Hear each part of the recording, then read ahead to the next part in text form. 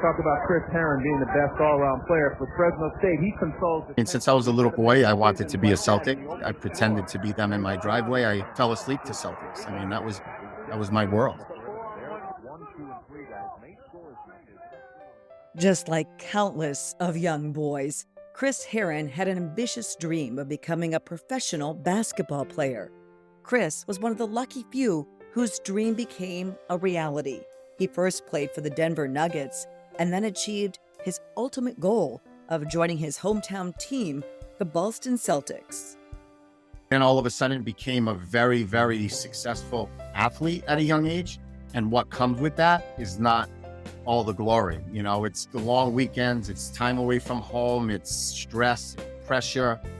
While Chris appeared to have it all on the court, off the court, he was hiding a secret battle with substance use disorder that was wreaking havoc on his mind and body. In this episode of Grieving Out Loud, Chris opens up about the challenges he faced, the obstacles he overcame, and how addiction affected his life in some unimaginable ways. But that's not all. He has a powerful message to share with others who may be going through similar struggles.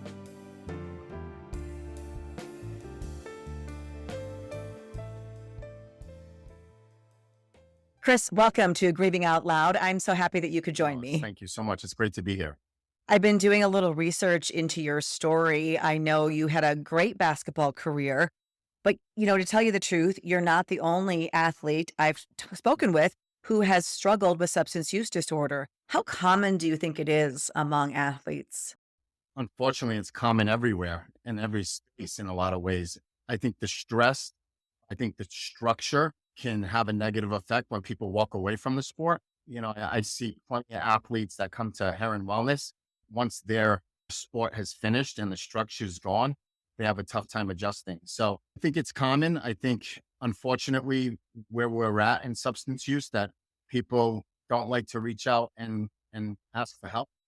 Right. It's still shameful. It's still embarrassing. And you're kind of put on a pedestal as an athlete. And I would think that would also mean that you played for the NBA. And I would think that would also mean that you had access to so many things as well. Like almost everything was at your disposal. Yeah. I think being a professional athlete and just being a really good athlete from a young age, all that did to me was extend my world of addiction. People say, well, you were probably enabled. And, I was extended. People gave me opportunity because I was good at something, but all that did was prolong my suffering.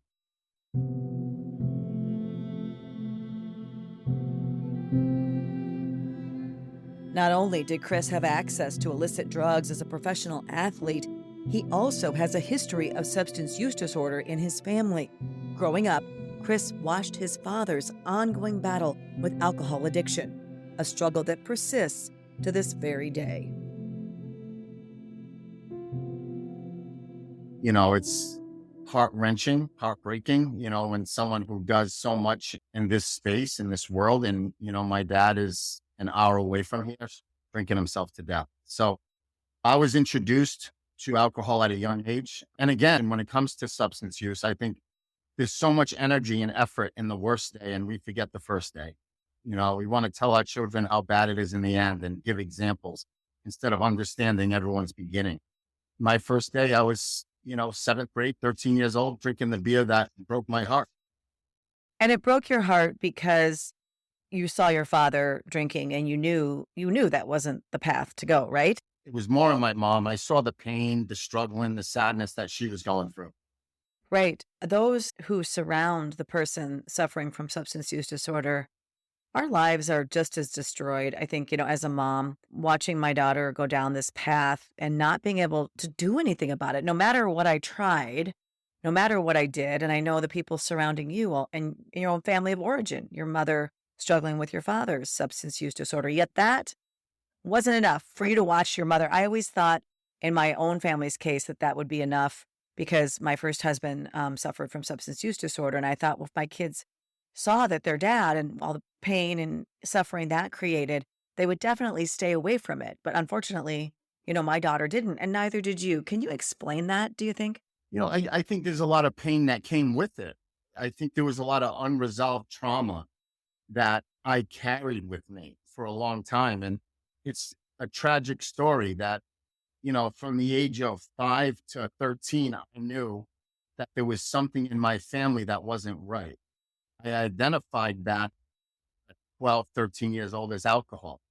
Rather than following my mother, I became my father in a sense at a young age. That's really interesting looking back on that now. Do you know why you maybe picked one route over the other? I think the tumultuous relationship in my home, I think, when you live in an alcoholic home, there's no consistency, there's no steady. I just never knew what to expect. I never knew how dinner was going to be. I didn't know how my mom and dad were going to get along for the next couple of weeks, walking on eggshells at a young age. I'll never forget it. I was 11 years old and I promised my mom that I would never, ever drink. And because of everything we've been through. And I remember at 13 years old, when I did it for the first time, all I could think about was, please don't let my mom smell my father's Miller Lights on my breath, because I knew what that would do to her. So it was a moment in my life that I knew that I was going down a road that could be extremely dangerous for me.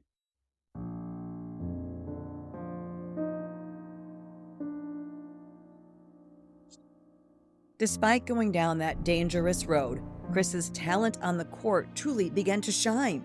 During his high school days, he set a record at Durfee High School for the most career points in school history, amassing more than 2,000 points. He was also selected to be part of the 1994 McDonald's All-American team, an award reserved for the nation's top high school players. And he was named the Boston Globe and Gatorade Player of the Year.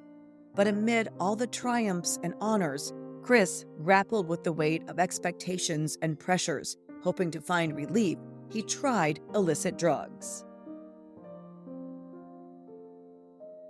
My substance use probably started with marijuana, like most.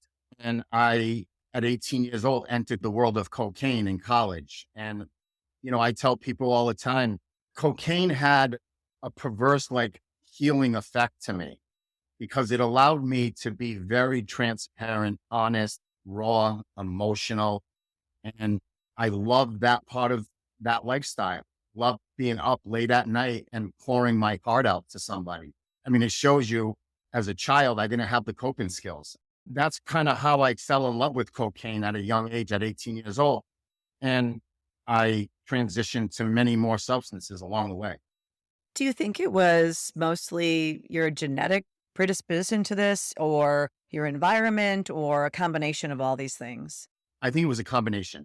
Genetically and the trauma, I think that was with me and it was unresolved and not healing.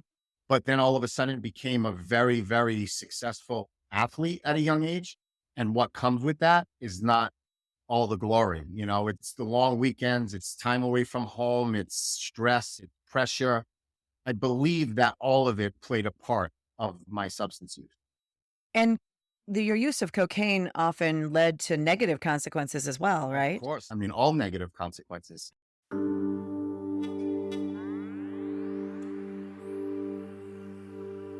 As one of the top high school players in the nation, Chris received offers from some of the most prestigious college basketball programs, such as Duke University and the University of Kentucky.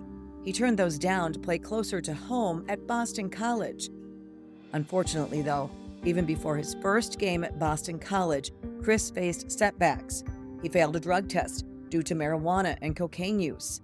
Not long after that, a wrist injury further compounded his troubles, and he failed 2 more drug tests.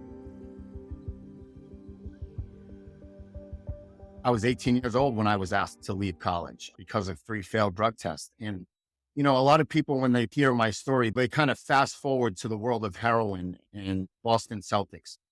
But at 18 years old, that was probably one of the most crushing feelings I've ever had. That, I sat in an office with an athletic director at Boston College and he told me that I wasn't welcome there anymore. And I walked out of that meeting knowing that I just put substances in front of everything. Were you offered help at that point when you were a young college kid and you failed these drug tests? Did anybody offer you treatment? No, they did not. The narrative, and I think sometimes the narrative is still the same with some families, with some people. It's the help that I was offered was more punishment. It was punishment at Boston College. It was like, well, we're going to suspend you 1 game. We'll suspend you 3 games. And then we're going to suspend you the whole season. So they came from a very punitive position. But Chris says things were different when he transferred to Fresno State. On the hardwood, he was like a force of nature, dropping more than 30 points per game and leaving opponents in awe. Yet off the court, substance use disorder still had its grip on him. During Chris's junior year, he failed another drug test. Instead of trying to ignore the problem, he bravely held a press conference that aired across the nation. His voice choked with emotion, Chris bravely admitted his struggles and announced he'd be taking some time off from the game to go to rehab. It is time to live focus. I get my life back in order. And discussing this with my doctor's coach and parents, I just clear that I step away from the basketball program. I started to finish this year. Although basketball is on my top priority right now, I want to find coaches in my team and slow down with them. During the press conference, Herren's college coach sat by his side, offered support, and even got emotional. They wanted help, wanted to bring in therapists and doctors to work with me. So it's interesting how 2 colleges, 2 universities had 2 different approaches to the same issue. Yeah, one sounds like a more old-fashioned way of doing things, and one sounds a little bit more progressive. But did it make a difference? So when you went to California and you had some more support, did that make a difference in your use at all? I think they both made a difference, right? I'd like to say that. I'd like to think that both of them played a factor. You know, when I was 21 years old at Fresno, the seed of recovery was planted. You know, I was introduced to AA meetings, NA meetings, therapy, IOP, outpatient programs, inpatient, you know, when I was 22 years old. But I also think that the punitive aspect of Boston College also, I'd like to say, played a part on who I became and how I got to recovery.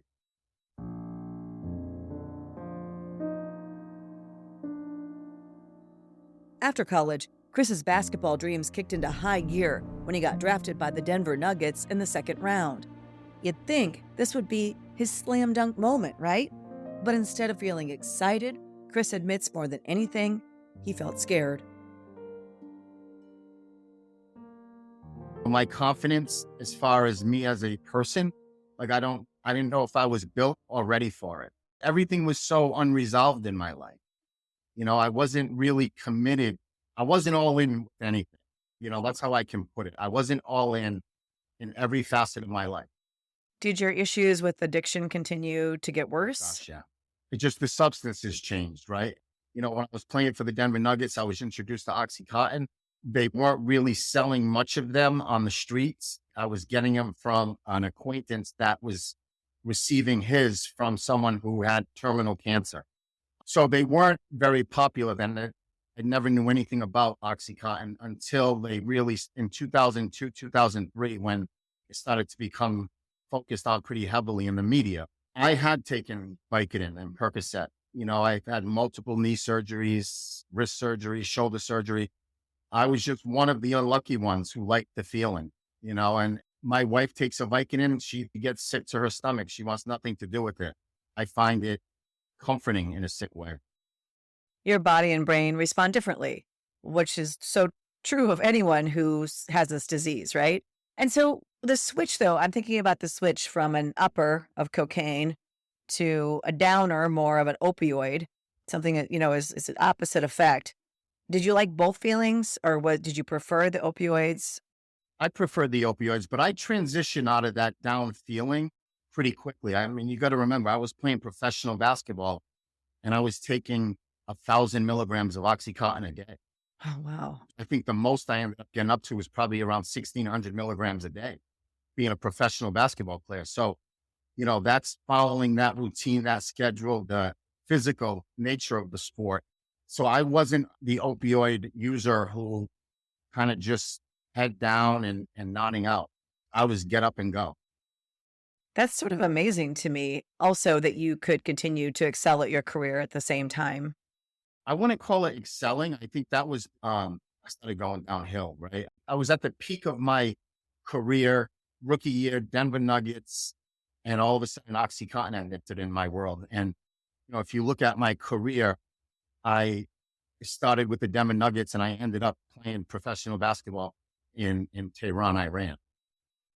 But between that time, we don't want to skip over all of that, right? Because between that time, you went to the Boston Celtics, which was really your dream, right? It was. I mean, since I was a little boy, I wanted to be a Celtic, pretended to be them in my driveway. I fell asleep to Celtics. I mean, that was my world. And at this time, you're married. You've been married this whole time. You've got little kids. Do they know what's going No. on? Are you hiding it? Oh, What's gosh, happening? I'm hiding it. Yes, absolutely. Yeah, I worked really hard at it. That's the thing. I try to tell families that all the time. Like, my brain never stopped hiding. Everything in my life had to do with hiding. I worked really hard. And that's why sometimes families, they find out much later because, my brain was operating all day long on how to keep this going and not let anyone down that loved me. Yeah, something that I really struggle with is my daughter. We knew something was wrong with her, and I knew she had started with marijuana and Xanax, and we were planning intervention. We were 3 days away from holding an intervention when she was killed by fentanyl. But she was using heroin. It was heroin laced with fentanyl. And I never could have imagined, and I'm sure we're going to talk about you graduating to heroin from OxyContin. I bet you never could have imagined yourself using heroin. I never could have imagined my daughter using heroin. And so I was the last to know. You talk about hiding. She never admitted anything to me except for Xanax. And I knew, like I said, I knew about marijuana, but that's hard. That's really hard for the people around someone who has substance use disorder.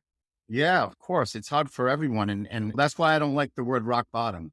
I think rock bottom prevents people, it delays people to intervention. There's this narrative that people have to struggle. They have to lose everything to rebuild. And it's the furthest thing from the truth. So I'm not a big fan of rock bottom. And the problem is I hid it from my family for so long that they had no idea, how sick I was. And I also think today with fentanyl in the drug supply, rock bottom is death. So we can't wait for people to die. And they die so quickly. I mean, it can be just a first use now. Yeah, the rock bottom is first use. Anytime you take a chance at dying, and unfortunately, I know, I woke up every day for around 10 years. And every single morning, my mission was to take a chance at dying. That was the goal, to find someone in a parking lot and knowing that I just said goodbye to Christopher. I said goodbye to Samantha. I'm going to Dunkin' Donuts. I'm going to get you a donut, but Daddy's going to take a chance at dying first. That's why the intervention, especially today, is so critical early. Right. The sooner you can intervene, the better. That's always one of my regrets. I feel like we waited too long to hold that intervention. And who knows whether it would have been successful or not. Obviously, that's a whole other thing, but you don't want to wait. You don't want to wait. So at some point, were you unable to get OxyContin? Is that why you went on to use heroin? That's the thing with OxyContin. I never received it from a doctor. I never got a prescription from pain management.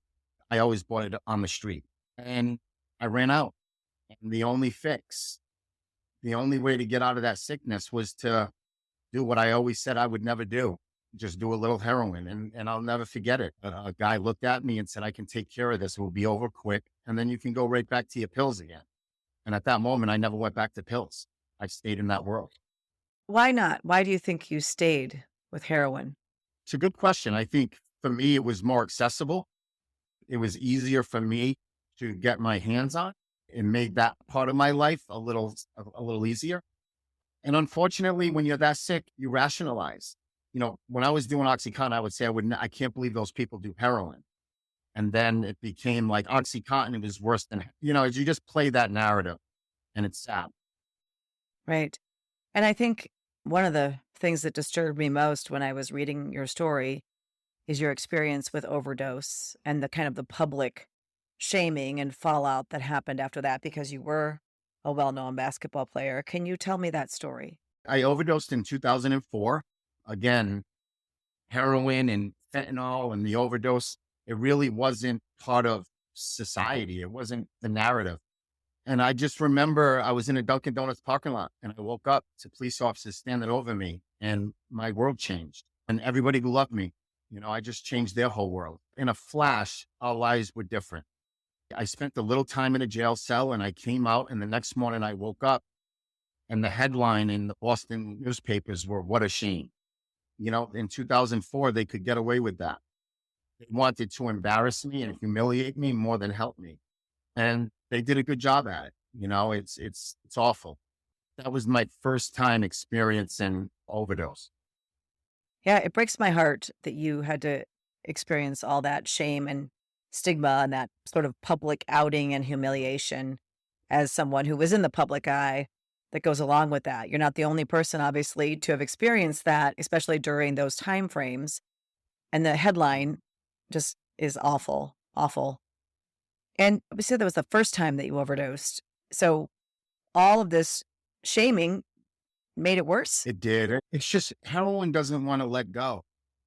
Opiates, they just don't want to let go. And no matter how far I went, what road I went down, I just kept finding myself back. And there was a time in my life that I had plenty of resources. I could buy whatever I wanted. I never did. I bought every day what I needed, in a sense, right? I didn't meet the drug dealer and say, I'm going to buy in bulk. I'm going to buy for today. And I really believe in my psyche. I always thought that today was going to be my last day. I always thought that this was going to be it, and that's how I wanted it. I wanted to go to bed saying, I'm going to wake up tomorrow and I'll be through this. Unfortunately, Chris wrestled with substance use disorder for 14 years. He had not one, not two, but 4 overdose close calls. He went from star NBA basketball player to spending some nights out on the streets, dribbling through tough times. It's amazing to me that you're here today to talk about this, but there wasn't fentanyl in the drug supply when this happened to you. Each time were you found and saved, or how did you live through those overdoses? So 2 times I was in a vehicle and I got into a car accident. So that's what saved me, is that car accident caused police on scene and EMTs, and they identified pretty quickly that I was overdosing.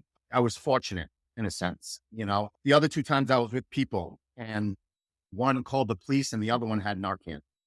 Amazing. They had Narcan, since this was quite a few years ago. So what was it that made you finally get into recovery and stay in recovery? What was it? What changed? Was it something inside of you? I'm from the school that I wanted to think every moment mattered in my life. It had to bring me to that August 1st, 2008. I also started working really hard. I started working really, really hard. And, I showed up, I was committed. Recovery is not easy, right? It's a big commitment. And I worked really hard for it. What worked for you? I think different things work for different people, right? In recovery. So what was it for you? I'm an AA guy. I'm a 12 steps. That was there when I started, right? And now I think there's multiple pathways to recovery. At my wellness center, we introduced multiple pathways to recovery. My way was through the 12 steps and through the big book, but it's not everybody's way.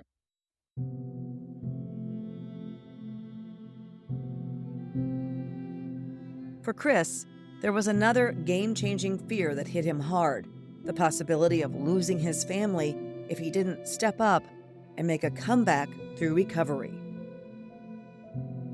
Probably the toughest part of my addiction was letting my mother down. It was seeing my pain in her eyes. The most beautiful part of my recovery is I see it in my children's eyes. I see sobriety in their eyes. And you have something special when you see that. Your wife stood by you this whole time, which is amazing in itself. And you didn't lose your family. So many people do. I've been married for 25 years, coming up on 15 years sober. As I said, you have something special when you see it in your children and the people who love you, you see it in their eyes.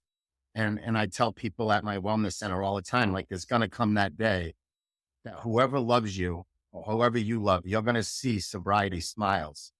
When you give that to someone because of the work you're doing in recovery, it's an amazing, amazing experience. And my children, 24, 21, and 14, and who they are today because of recovery. And I would tell you that.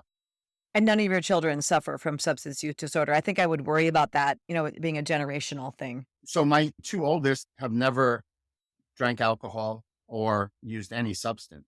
I think their childhood obviously put some real trauma and fear in them. But I also believe they became attracted to recovery.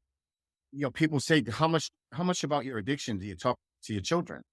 And I said, I talk more about recovery than I do addiction, and become attracted to that. Have you lost a loved one to overdose or fentanyl poisoning? I'd like to invite you to share their story on our new Emily's Hope Memorial website called More Than Just a Number. They were our children, siblings, cousins, husbands, wives, aunts, uncles, and friends. So much more than just a number. You can submit a memorial today on morethanjustanumber.org.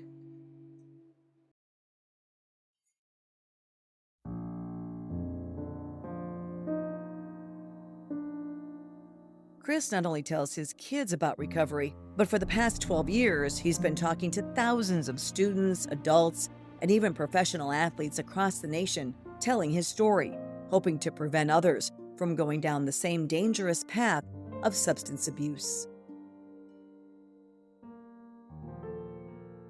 Probably 7 years ago, I felt that I was playing into kind of the stigma a little bit. I would walk into a school and I would tell my story, and it's jarring, right? And kids sit there with their mouths open, and I will receive messages from the children saying, congrats, I'll pray for you, I'm so happy for your family, but they never told their story. And I said, as a person who has this platform, I want to get kids to tell me their story, like to talk about what they're going through. And that's when I pivoted and I started talking about the first day and not the worst day. I think the beginning matters. And when it comes to parents today, a lot of parents, they suspect their children are drunk or doing drugs. It's, where'd you get it? Who gave it to you? Who were you with? How'd you do it? Where'd you do it? Not why'd you do it? Right. So it's, a lot of parents don't ask why. And that's the beginning. I also think that kids don't always know why. They can't always articulate, the reason why. And maybe they just thought it would be fun. I mean, that seems like a dumb reason, right? Oh, I'm just with a bunch of friends. It's going to be fun. But I don't know. The kids are always introspective enough to look into what really motivated me to do this? What was I looking for? Yeah, but I don't think we're introspective enough for them. Oh. I don't think we're giving them that opportunity to be introspective. I don't think we're teaching them that. Every school in America, like wellness should be a core class today. I mean, health and wellness should be a class that kids go to from kindergarten to senior year of high school. Every single day should be part of their curriculum. And it isn't. And it's sad. And to show you how little introspective we are, I speak at some schools and there'll be 2,000 students and 4 guidance counselors. We're putting 500 people on someone's caseload. Right. And they can't handle everything that comes at them. They spend more time, guidance counselors spend more time dealing with just the issues and the problems that crop up than actually teaching some of these skills, life skills, right? That's why at Emily's Hope, we're developing a comprehensive K-12 curriculum. Our aim? To provide a solid foundation for making healthy choices during those crucial formative years. We want to equip young learners with the tools they need to resist the temptations of substance use as they grow and mature. Curious to learn more about this program? Just head over to our education website, emily'shopeedu.org. We're trying to teach kids from a very holistic, whole child and also scientific way about how their bodies and brains work and how substances work and how substances affect the brain. And I think they're not getting that right now. And it's so important that we do that. So that's part of our mission. So I love hearing you talk about this because we're trying to give kids also some coping skills for when they do get into situations, how to handle that. Because they will be in situations where they're offered drugs or they're around them or alcohol. And I think if we give them the tools, they'll use them. I just think we've done such a poor job of handing over those tools to our children.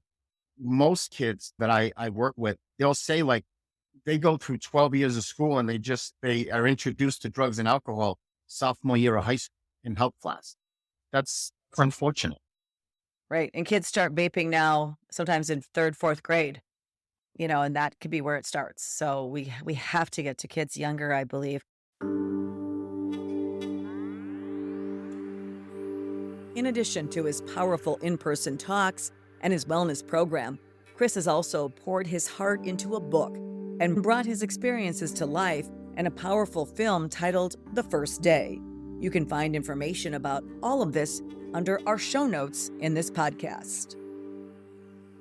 If you could just kind of wave a magic wand and change something about society or how we view this disease of the brain and how we treat it, what would it be? What changes would you like to see? Again, to me, it would all be on education.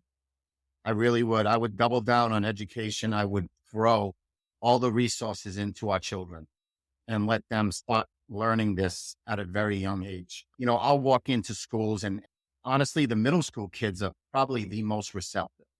And most communities will say, oh, well, the middle school kids are too young. They're the most receptive. They're the ones who are raw and are going through that process of wanting to kind of, again, be introspective and see kind of where they're at and who they're becoming. That's why the whole wellness piece, the holistic piece, it would all go into the school system. Well, I'm right there with you. That's our main mission. We do a lot of things at Emily's Hope, but that is our main mission because I think prevention is key. And we have to figure out ways to do a better job with that. Because as you know, you've been down this road. Once somebody is suffering from substance use disorder, recovery is a hard path. And you can have relapses. You had relapses, right? And now, today, it's deadly.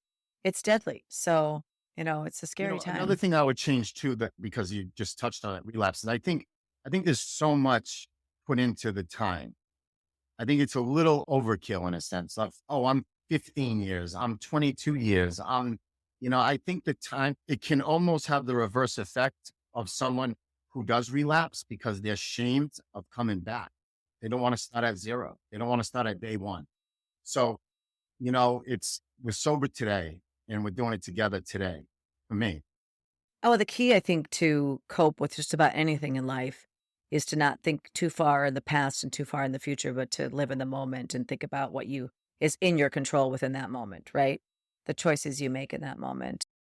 Yeah, that's the beauty of living one day at a time. Like I put some time in between the rearview mirror of my children. Like there's some space from August of 2008.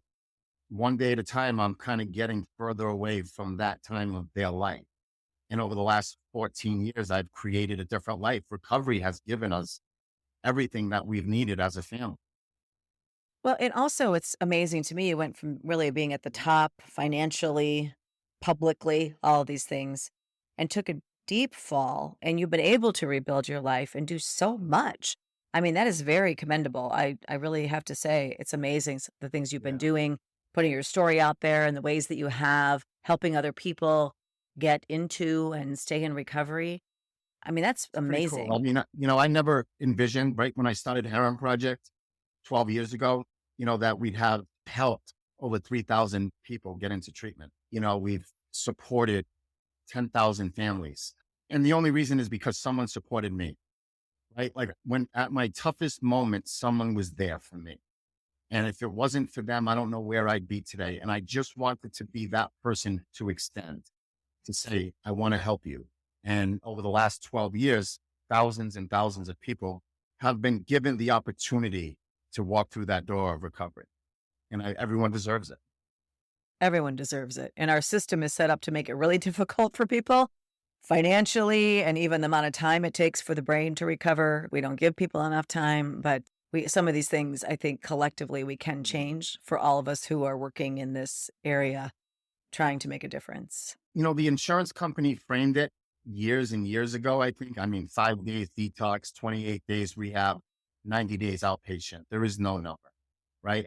Some people, it takes them 3 months to go through detox. Some people feel better within 72 hours. Everyone's different. I can say this at Herren Wellness, the people who stay longer stay sober. I mean, that's just the way it is. The people who stay 70 days or more here, as opposed to 70 days or less, it's vastly different who's celebrating years of recovery.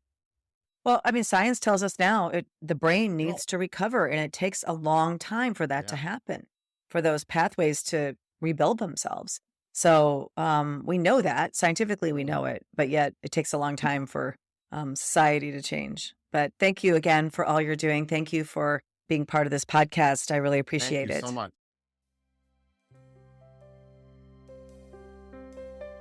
And thank you for taking the time to listen to this episode. If you found it informative and helpful, please leave us a positive review and share the podcast with family and friends. It helps further our mission to raise awareness about substance use disorder, hopefully decreasing stigma, educating the public, and getting more people into treatment. We believe that by sharing stories of our suffering, we can lessen the suffering of others. Thanks again, and until next time, wishing you faith, hope, and courage.